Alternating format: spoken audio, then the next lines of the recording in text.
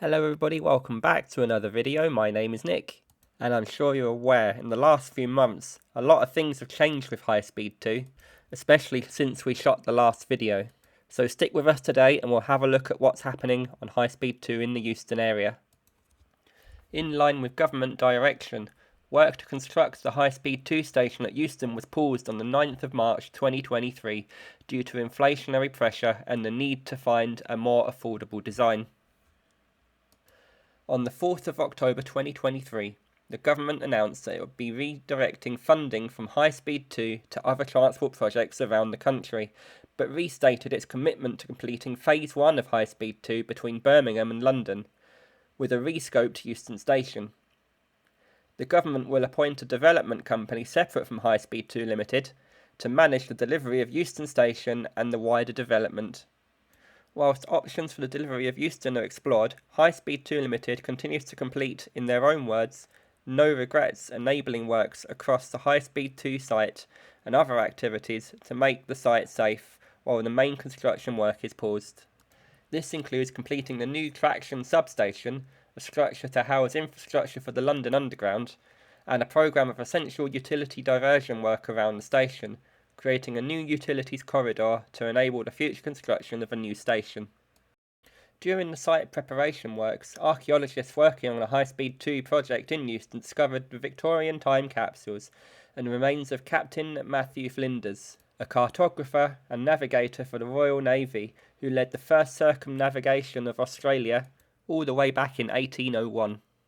But looking down now onto the platforms at London Euston, we can see where the new platform designs are due to be built. But unfortunately, the government has set out its intention to deliver only a 6-platform station. But they do say that it will be able to accommodate the trains that will be running to Birmingham and onwards, and that best supports regeneration of the local area. So to put that image for you into perspective, there is another station in London that has 6 platforms, London Marylebone. So in effect we'll be adding the capacity of London Marylebone for our High Speed 2 network. Now I'm not one to judge, but this does seem to be quite a lack of capacity considering the huge undertaking of the rest of the project. High Speed 2 Limited are now stuck with a rather interesting problem in the fact that they have the land all purchased and all the buildings that were there all knocked down, but no purpose for the additional land. So High Speed 2 are now exploring temporary options for the uses of the land around the area of Euston Station. The projects being considered will include a mixture of community-led and commercial operator-led. Any temporary uses are intended to respond to the community's priorities identified through the previous consultation, such as greening and growing, culture and creativity, sports and leisure, amongst others. There will be several work sites across the Euston area where work will be brought to a safe stop. This presents the opportunity to remove temporary road closures, change hoarding lines, and to bring some areas into temporary use such as the ones mentioned earlier. And of course, this section of the project is in effect held to ransom by the tunnelling costs, of which the current government doesn't know where the money will be coming from, with the current government looking for private funding for this section.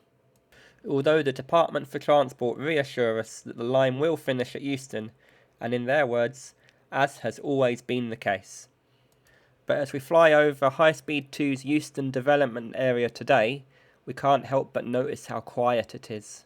There's literally hardly a soul here. Do you think the government are missing a golden opportunity, or do you think otherwise?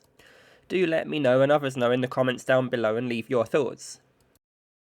But that's all I have to say about this area of the project, as not much has happened since my last visit, or much is to happen in the short-term future.